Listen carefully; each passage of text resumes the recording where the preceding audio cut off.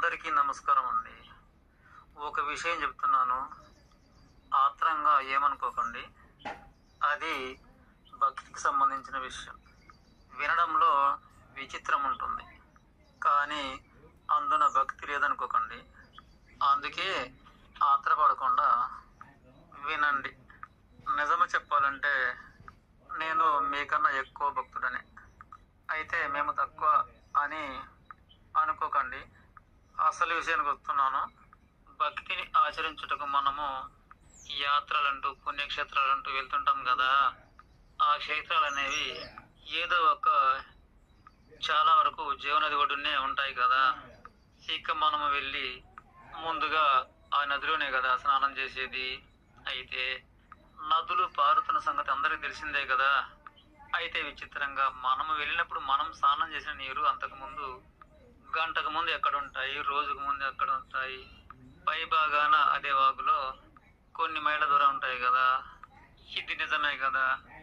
ఇక మనము స్నానం చేసినాక కూడాను మనకు తాగిన ఆ నీళ్లు మరలా ఒక గంట తర్వాత కానీ ఒక రోజు తర్వాత కానీ ఏడ ఉండగలవు? అదే ఏరులో క్రింది భాగానికి వెళ్తాయి కదా. అంటే అదే 10 రోజుల ముందైతే ఎన్నో మైళ్ళు పైన ఉంటాయి కదా. అలాగే మనం స్నానం చేసిన తర్వాత 10 రోజుల తర్వాత ఎన్నో మైళ్ళు కిందికి వెళ్తాయి కదా. కానీ ఇక నేను చాలా పవిత్రంగా స్నానం చేశాను అని ఆనందిస్తావు. ఇక అలాగే ముఖాన ఇంత ఏబుది పండుతో బొట్టు పెట్టుకుంటావు. ఆ ఏబుది పండు నువ్వు కొనక ముందు ఎక్కడ తయారైంది? నిజానికి ఆ క్షేత్రంలోనైతే తయారు కాలేదు కదా, ఏదో ఊర్లోనే కదా తయారైంది.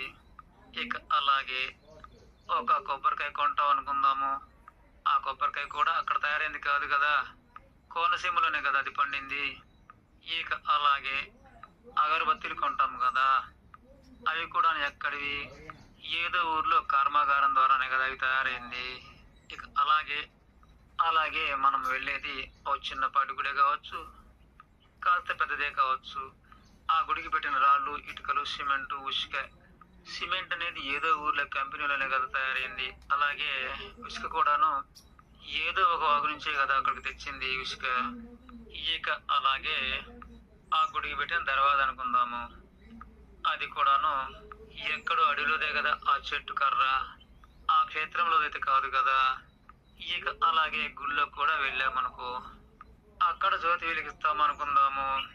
ఆ ప్రమిదలో పోసిన సమురు ఎక్కడిది? ఏదో ఊర్లో ఏదో రైతు పండించిన శనగ నూనె, నువ్వుల నూనె, ఇంతే కదా. ఇక అలాగే అందున వేసిన ఒత్తి కూడాను అది ఏదో ఒక రైతు పండించిన పత్తే కదా, ఆ క్షేత్రంలోదైతే కాదు కదా. ఇక అలాగే ఆ జ్యోతిని వెలిగించే అగ్గిపెట్టె కూడాను అంతే కదా, ఎక్కడో తయారై ఇక్కడికి వచ్చిన అగ్గిపెట్టే కదా. అలాగే నిన్న గీసిన పుల్ల కూడా వేరే కదా, అలాగే రేపు గీసే పుల్ల కూడాను వేరే కదా, అలా అగ్గిపెట్టెలు కూడాను వేరే కావచ్చు కదా.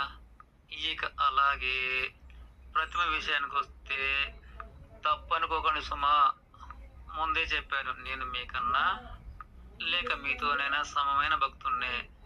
ఇది సృష్టి ధర్మాన్ని మాత్రమే వివరిస్తున్నాను కనుక ఆత్రంగా ఆలోచించకండి. ఆ విగ్రహాన్ని చేసిన ఆ రాయి ఎక్కడిది? అది ఏదో ఒక గుట్టలోదే, అది ఎక్కడో దూరం నుంచి మాత్రమే వచ్చింది కదా. అది ప్రతిమగా చెక్కింది కావచ్చు, లేక చెక్కకుండానే ఉండొచ్చు కూడాను. ఇది నిజమే కదా. అది ఏ అడవిలోదో ఏ గుట్టదో ఇది నిజము కాదని ఎవరైనా అనగలరా? అంటే ఏంటి, దేవుడు లేడంటావా, దేవుడు కాడంటావా అని మీరు ఆత్రంగా అనవచ్చు. అందుకే ఆత్రపడవద్దు అంటున్నాను. నేను ఆ మాట అనలేదు కదా. ఇక నీకోసము అయ్యగారు చదివే ఆశీర్వచన మంత్రాలు కూడాను నీకన్నా ముందల వాడికి చదివే మంత్రానికి వాడిన గాలి అది వేరే కదా. అలా పిలిచిన గాలితోనే కదా అతనికి చదివింది. ఇక తర్వాత నీకోసము మరల ఉచ్ఛ్వాస నిశ్వాస రూపంలో ఆ గాలి కాక మరో గాలి కదా తాను పిలిచింది. ఇక ఆ మరో గాలితోనే ఇక నిన్ను కూడాను ఆయురారోగ్య ఐశ్వర్య పుత్ర పౌత్ర అభివృద్ధిరస్తు అని అనగలరు కదా తాను. ఇక మరలా నీ వెనక మళ్ళీ వచ్చేవారికి అలాగే మరొకసారి కూడాను వేరే గాలి పిలవలసిందే కదా. ఈ విధంగా అందరికీ వాడే ఆ గాలి ఎక్కడిది? నువ్వు స్నానం చేసిన నీరు, నువ్వు జ్యోతి వెలిగించిన నిప్పు, నీ ఆశీర్వచన రూపంలో చదివిన మంత్రాల గాలి, ఈ విధంగా నిప్పు నీరు గాలి దేనికదే కాక ఎక్కడెక్కడియో కదా. దీనిని బట్టి మీకేం అర్థమైంది? నేనేదో పిచ్చి పిచ్చిగా వాగినట్లు, భక్తి తెలియక నోటికొచ్చిన వాగుడు అని అనుకోవచ్చు. కానీ నేను చెప్పేది ఏమంటే, నువ్వు చేసిన ఆ తతంగాలన్నీ కూడాను నీ ఆత్మకు సంబంధించినవే, అంతే తప్ప నువ్వు అదే క్షేత్రంలో భక్తి పేరిట అన్ని తతంగాలు చేసినా ఆ తతంగాలకు వాడిన వస్తువులు అక్కడివి ఏమైనా ఉన్నాయా?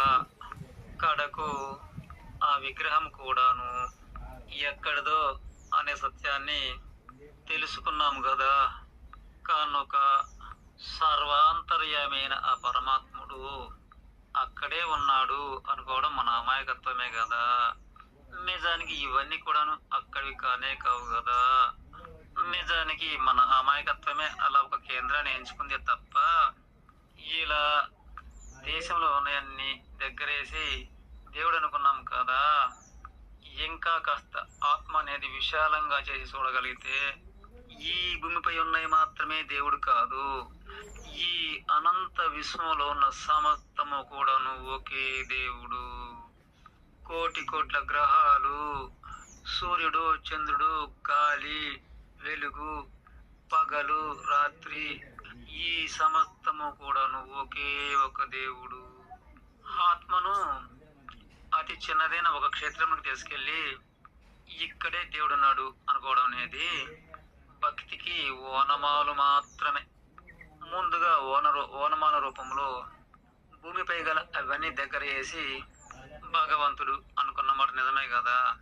ఇక అలాగే భక్తి విద్య అనేది ముందుకు చదువుకుంటూ పోతే ఇదిగో ఈ విశ్వమంతయు కూడాను ఒకే ఒక భగవంతుడు అని మహా గొప్ప సత్యం అనేది అర్థమగును.